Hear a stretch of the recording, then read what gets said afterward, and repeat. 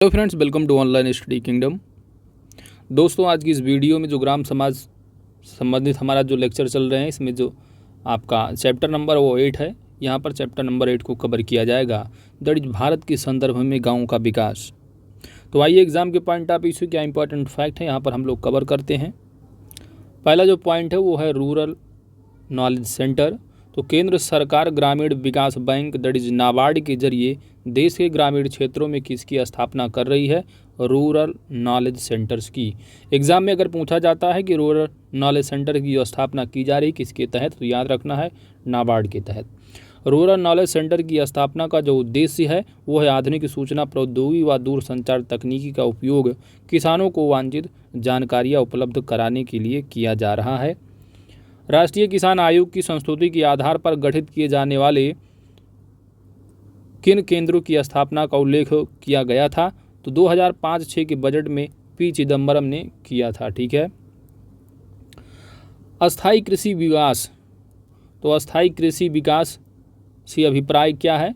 तो अस्थायी कृषि विकास का अभिप्राय है कृषि रसायनों पर न्यूनतम सीमा तक आश्रित रहकर कृषि के ऐसे स्वरूप से है जिसमें जीवांशमय खादों, न्यूनतम भू परिष्करण, सस्य चक्र, जैव उर्वरक, जैविक पौध संरक्षण विधियां उपयोग में लाई जाएं। अगला पॉइंट है रमणीय कृषि, पारिस्थितिकीय कृषि, जीवांश कृषि, प्राकृतिक कृषि या परमाकल्चर आदि अनेक नामों से किसे जाना जाता है? तो वो है अस्थायी कृषि विकास को। अस्थायी कृषि विकास के प्रमुख घटक क्या हैं? तो इसके जो प्रमुख घटक हैं वो है पोषक तत्वों का एकीकृत प्रबंध, समन्वित कीट प्रबंध, अस्थायी जल प्रबंध, फसल कटाई, परिवर्ती प्रौद्योगिकी, आनुवंशिक विविधता एवं खरपतवार प्रबंधन।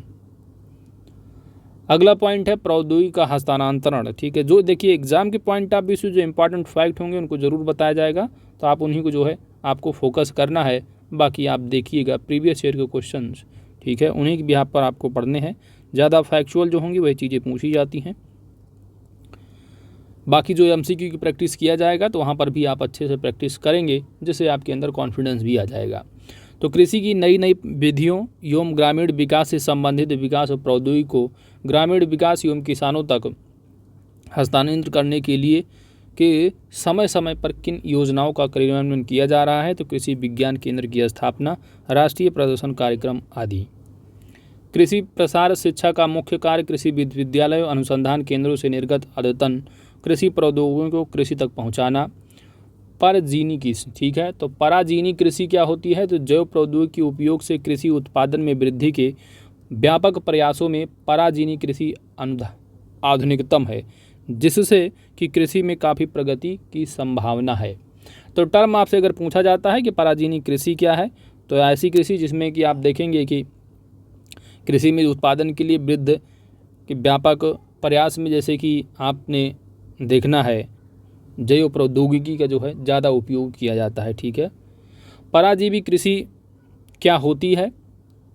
तो इसमें क्या है कि पौधों की प्रजातियों के विकास में प्राकृतिक जीन में कृत्रिम उपायों द्वारा किसी दूसरे पौधे के जीन का भाग जोड़ दिया जाता है, पराजीवी। ठीक है, आप वर्ड से भी आप लगा लेंगे, पर से हो जाएगा दूसरा कोई, और जीनी से क्या हो जाएगा? कोई दूसरा जीव। ठीक है, तो यहाँ पर पराजीवी की बात की जा रही है, याद रखना है। ठीक है, तो दूसरे जीन्स में जोड़ दिया जाता है। अगला पॉइंट है आपका crop agriculture produce loan scheme. तो क्रॉप एग्रीकल्चर प्रोड्यूस लोन योजना क्या है? एग्जाम के पॉइंट ऑफ व्यू से इंपॉर्टेंट तथ्य है। तो किसानों को अपनी उपज का बेहतर मूल्य प्राप्त होने तक उपज को रोकने में सक्षम बनाने के लिए शुरू की गई एक योजना है क्रॉप एग्रीकल्चर प्रोड्यूस लोन योजना। ठीक है, तो एग्जाम के पॉइंट ऑफ व्यू से इंपॉर्टेंट तथ्य है। योजना शुरू कब की गई है? तो 2005 में, याद रखना है। यह योजना किस बैंक द्वारा शुरू की गई है? तो कॉर्पोरेशन बैंक के द्वारा शुरू की गई है। क्रॉप्स एग्रीकल्चर प्रोड्यूस लोन योजना किसके सहयोग से प्रारंभ की गई है? तो कमोडिटी एक्सचेंज ऑफ इंडिया के सहयोग से। तो इंपॉर्टेंट तथ्य हैं, इनको जरूर याद रखना है, किसको? Crop agriculture produce loan scheme के बारे में। ठीक है, तो इनको आपको जरूर याद रखना, इंपॉर्टेंट तथ्य हैं। आगे चलते हैं। अगला पॉइंट है राष्ट्रीय कृषक आयोग एवं नई राष्ट्रीय कृषि नीति। किसानों और कृषि के क्षेत्र के लिए कार्य योजना का सुझाव देने के लिए वर्ष 2004 में किसकी अध्यक्षता में राष्ट्रीय कृषक आयोग का जो है वो गठन किया गया था? तो डॉक्टर एम एस स्वामीनाथन की। ठीक है, किसकी, जो कि हरित क्रांति के जनक हैं भारत की। नई कृषि नीति में किन बिंदुओं पर जोर दिया जाया है? तो नई जो कृषि नीति है इसमें किन बिंदुओं पर जोर दिया गया है? तो नई कृषि नीति में जिन बिंदुओं पर जोर दिया गया है वह आप इस प्रकार है कि सभी कृषिगत उपजों के लिए न्यूनतम समर्थन मूल्य, मूल्यों में उतार चढ़ाव से किसानों की सुरक्षा हेतु मार्केट रिस्क स्टेबलाइजेशन फंड का सुझाव, सभी राज्यों में राज्य स्तरीय किसान आयोग के गठन का सुझाव, एवं सूखे एवं वर्षा संबंधी जोखिमों से बचाव हेतु एग्रीकल्चर रिस्क फंड का सुझाव, किसानों के लिए बीमा योजनाओं का विस्तार है, कृषि संबंधी मामलों में स्थानीय पंचायतों के अधिकारों में वृद्धि, राज्य स्तरों द्वारा कृषि मंत्रालयों का नाम बदलकर कृषि एवं कृषक कल्याण मंत्रालय करने का भी जो है सुझाव दिया गया है। अगला पॉइंट है आपका राष्ट्रीय कृषि नीति 2006। तो भारत सरकार ने राज्य सरकारों से परामर्श के उपरांत राष्ट्रीय कृषि आयोग की सिफारिशों को मानते हुए राष्ट्रीय कृषि नीति को मंजूरी दी, जिसके उद्देश्य निम्नलिखित हैं। किसानों को उचित ब्याज दरों पर वित्तीय सेवाएं समय पर उनकी आवश्यकता अनुसार जो है मुहैया कराना, किसानों के लिए जो है सामाजिक सुरक्षा योजना को समुचित महत्व प्रदान करने हेतु आवश्यक उपाय करना है, उत्पादन और उत्पादकता के आधार पर ही किसानों की आर्थिक स्थिति में सुधार करने पर ध्यान केंद्रित करना, कुशलतापूर्वक जल का उपयोग करके प्रति यूनिट अधिकतम पैदावार प्राप्त करना, समन्वित कृषि जैव सुरक्षा कार्यक्रम को आयोजित करने के लिए राष्ट्रीय कृषि जैव सुरक्षा प्रणाली स्थापित करना है, और राष्ट्रीय कृषि जो नीति है इसके तहत कार्यान्वयन को सुचारू रूप से जारी रखने के लिए एक उत्तर मंत्रालयी समिति का भी गठन किया गया है। ठीक है, तो ये इंपॉर्टेंट तथ्य रहे राष्ट्रीय कृषि नीति 2007, इसको जरूर याद रखना ईयर। ठीक है, बस ये सब एग्जाम में पूछे जा सकने वाले फैक्ट हैं। ठीक है, ज़्यादा थ्योरेटिकल पार्ट से आपसे नहीं पूछा जाने वाला है। भूमि सुधार कार्यक्रम, तो भारत में भूमि सुधार कार्यक्रम के प्रमुख अंग कौन से हैं? तो भारत में भूमि सुधार कार्यक्रम के प्रमुख अंग मध्यस्थों की समाप्ति, काश्तकारी सुधार, प्रति परिवार भूमि की अधिकतम सीमा निर्धारित करके अतिरिक्त भूमि को भूमिहीन में वितरित करना और जोतों की चकबंदी करना आदि। भूमिहीन हदबंदी कानून कब बनाए गए? तो 50-60 के दशक में बनाए गए हैं। नई यूरिया नीति 2015 याद रखना है, 2015 की नीति है, और इस नीति को केंद्रीय मंत्रिमंडल ने कब मंजूरी दी है? तो 13 मई 2015 में। नई यूरिया नीति का उद्देश्य क्या है? तो इसका जो उद्देश्य है वो यूरिया उत्पादन को क्या है, बढ़ाना है और उत्पादक संयंत्रों में ऊर्जा बचत को प्रोत्साहित करना है। नई यूरिया नीति 2015 का लक्ष्य देश में यूरिया के उत्पादन में लगभग 20 लाख टन प्रतिवर्ष वृद्धि करना और सब्सिडी होने वाले खर्च में 4800 करोड़ रुपए की वार्षिक कटौती करना। तो इम्पॉर्टेंट तथ्य याद रखने हैं। वर्मी कंपोस्ट, तो वर्मी कंपोस्ट और किस नाम से जाना जाता है? तो याद रखना, एग्जाम में पूछा जाता है कि वर्मी कंपोस्ट याद रखना है, मिलाने को अगर आ जाता है तो केंचुआ पालन आप मिला देना। आप साइंस में भी इसको पढ़ते होंगे जनरल में। ठीक है, वर्मी कंपोस्ट किस प्रकार तैयार होती है? तो यह गोबर, सूखे एवं हरे पत्ते, घास फूस, धान का पुआल, खेतों के अवशेष, डेयरी कुक्कुट वेस्ट तथा केंचुओं के मल से तैयार होता है। अगला पॉइंट है आपका कि वर्मी कंपोस्ट में बेरोजगार युवकों, गृहिणियों एवं भावी पीढ़ी का रोजगार के अवसर प्रदान किए जा सकते हैं। इससे पर्यावरण प्रदूषण की समस्या कुछ हद तक क्या है, सुलझ सकती है। तो एग्जाम के पॉइंट ऑफ व्यू से आपसे ये पूछा जाता है वर्मी कंपोस्ट किससे रिलेटेड है? केंचुआ पालन से। दैट्स इट, इतना ही आपके एग्जाम के लिए इंपॉर्टेंट फैक्ट है। आगे चलते हैं। अगला पॉइंट है मशरूम की खेती से रिलेटेड। ठीक है, तो आप जानते हैं कि मशरूम की कीमत काफ़ी ज़्यादा होती है। ठीक है, तो मशरूम एक कवक है। क्या है? एक कवक है मशरूम। ठीक है, मशरूम का उपयोग क्या है? तो मशरूम का उपयोग जो है स्वादिष्ट एवं पौष्टिक सब्जी के रूप में प्रयुक्त किया जाता है। मशरूम को बिना मृदा के धान के पुआल एवं गेहूं के पूछे आदि पर सुगमता से उगाया जा सकता है। तो ये इंपॉर्टेंट तथ्य हैं। ठीक है, कि विशेषकर जो है आपको मिट्टी की ज़रूरत नहीं, धान के पुआल हो गए यानी जो पराली होती, ठीक है, एवं गेहूं के जो भूसा इत्यादि होते, अगर उस पर आप जो है सुगमता से उगाए जाते हैं। जो गांव से रिलेटेड होंगे वो देखते होंगे कि कभी कभी जो है गलियों में भी आपको मशरूम दिखाई पड़ जाता है। बरसात में ज़्यादा आप देखते होंगे। ड्रिप सिंचाई है, तो ड्रिप सिंचाई विधि क्या है? तो ड्रिप सिंचाई की वह विधि है जिसमें सिंचाई के जल को पौधों के जड़ क्षेत्र में बूंद बूंद करके पहुँचाया जाता है, ना कि जो है कोई पाइपलाइन बिछाई दी गई और ट्यूबवेल खोल दी गई, पानी जा रहा है। ठीक है, तो वहाँ पर क्या है, बूंद बूंद तरीके से ड्रिप। देखिए, चलिए आगे चलते हैं। ड्रिप सिंचाई विधि का विकास कहाँ हुआ? तो एग्जाम के पॉइंट ऑफ व्यू से इंपॉर्टेंट तथ्य है इजराइल में। इस विधि से सिंचाई करने में 35 से 75% जो पानी की क्या है बचत होती है। जहाँ पर आवश्यकता है वहीं पर आप ड्रिप से कर सकेंगे सिंचाई। ग्रामीण साझा केंद्र, तो केंद्र सरकार ने कितने गांव में ग्रामीण साझा सेवा केंद्र स्थापित करने का निर्णय लिया है? तो 1 लाख गांव में। सरकार और निजी क्षेत्र की साझेदारी से इन केंद्रों के माध्यम से इलेक्ट्रॉनिक गवर्नेंस के द्वारा ग्रामीणों को कई तरह की सेवाएं उपलब्ध कराई जा रही हैं। तो एग्जाम के पॉइंट ऑफ व्यू से इंपॉर्टेंट फैक्ट यही है कि ग्रामीण साझा सेवा केंद्र कितना 1 लाख गाँव में लक्ष्य है। आगे चलते हैं। अगला पॉइंट है भारत में नए कृषि प्रतिरूप।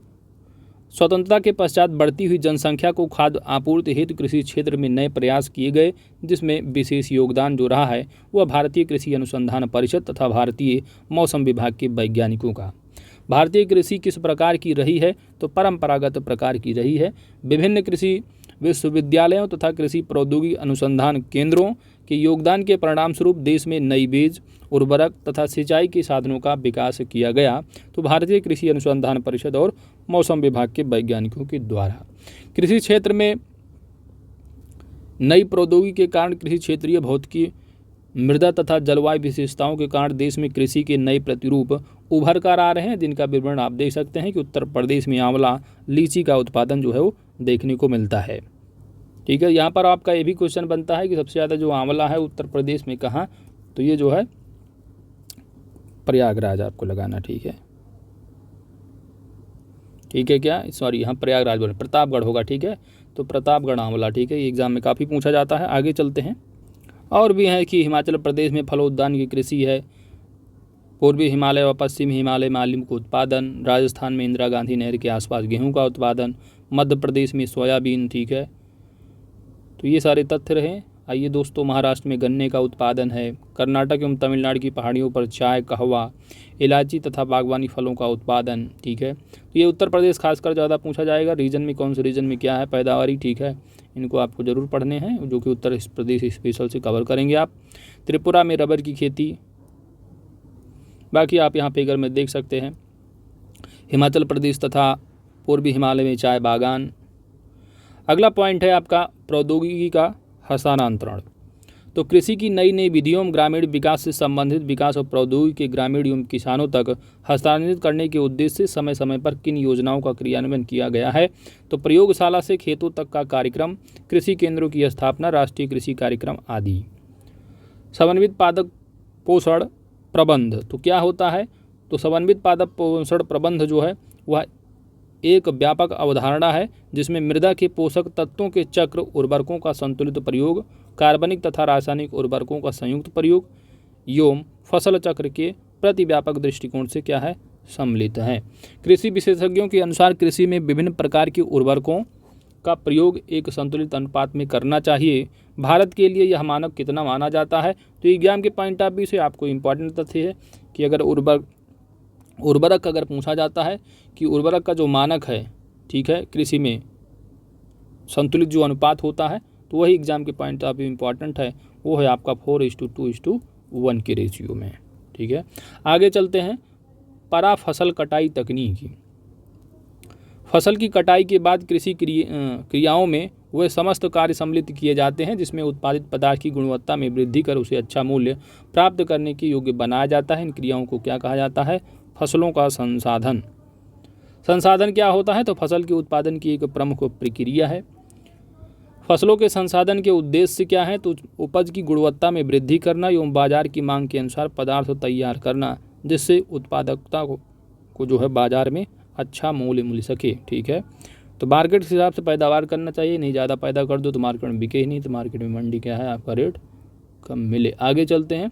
अगला पॉइंट है कृषि निर्यात क्षेत्रों की स्थापना। कृषि निर्यात को बढ़ावा देने के कार्यक्रम के तहत केंद्र सरकार ने 7 राज्यों में 8 नए कृषि निर्यात क्षेत्रों की जो है स्थापना को मंजूरी कब दी है? 2001-2 में। वर्तमान में देश में कितने राज्यों में कृषि जोन है? 19 राज्यों में हैं। वर्तमान में कृषि निर्यात क्षेत्रों की संख्या कितनी है? तो 46। जिन 8 नए निर्यात क्षेत्रों को स्वीकृति दी गई है उनमें से उनमें से उत्तराखंड में बासमती चावल, मध्य प्रदेश में मसाले, झारखंड में सब्जी, उड़ीसा में अदरक व हल्दी है और महाराष्ट्र में प्याज है, बंगाल में आम और तमिलनाडु में आम के लिए निर्यात क्षेत्र शामिल है। ठीक है, तो एग्जाम के पॉइंट ऑफ व्यू से ये इंपॉर्टेंट तथ्य हैं आपका कि कितने राज्यों में कृषि जोन है, निर्यातकों की संख्या कितनी है, साथ ही ये इंपॉर्टेंट तथ्य। ठीक है, तो एग्जाम के पॉइंट ऑफ व्यू से इतना इंपॉर्टेंट तथ्य है। आगे चलते हैं। बासमती चावल के लिए उत्तराखंड में दूसरा निर्यात क्षेत्र जो स्थापित किया गया है। ठीक है, तो याद रखना है कि बासमती चावल के उत्तराखंड में दूसरा, तो पहला कहाँ रहा, तो पहला जो रहा वो पंजाब में। मध्य प्रदेश में पहला निर्यात जोन किसके लिए स्वीकृत किया जा चुका है, तो आलू, प्याज और अदरक के लिए। ठीक है, किसके लिए, आलू, प्याज और अदरक के लिए, जबकि अगर आप देखेंगे जो उत्तराखंड में तो ये बासमती चावल के लिए। मध्य प्रदेश में स्थापित किया जाने वाला बीज मसाला निर्यात क्षेत्र अपनी तरह का देश में पहला निर्यात क्षेत्र है और यह किस प्रकार केंद्रित होगा, तो मेथी और धनिया पर। जटरोफा ऑयल के उपयोग की योजना, तो पेट्रोलियम आयातों के भार में कमी लाने के लिए जटरोफा के बीजों, किसका, जटरोफा के बीजों के तेल को डीजल के विकल्प के रूप में उपयोग में लाने की सरकार की योजना है। 1430 करोड़ रुपए की इस योजना के अंतर्गत कितने राज्य शामिल हैं, तो 8 राज्य शामिल है, जिसमें कि अपना उत्तर प्रदेश भी है।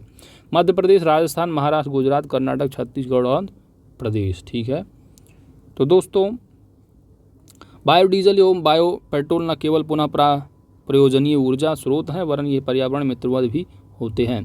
तो दोस्तों इसी के साथ पूरा जो चैप्टर आपका रहा, चैप्टर नंबर 8 जो है वह कंप्लीट हो जाता है और पीडीएफ जो है आपको सभी लेक्चर्स के डिस्क्रिप्शन में मिल जाएगी। आप यहां से डाउनलोड करके पीडीएफ से रिवाइज भी कर सकेंगे। तो वीडियो अगर अच्छी लगी है तो वीडियो को लाइक ज़रूर कीजिएगा। चैनल पर नए हैं तो सब्सक्राइब जरूर कर लीजिएगा, क्योंकि आपकी सब्सक्रिप्शन ही हमारी ताकत है। साथ ही नोटिफिकेशन बेल आइकन को जरूर प्रेस कर लीजिएगा ताकि आने वाली वीडियो की अपडेट्स आप सभी को प्राप्त होती रहे। Thanks for watching.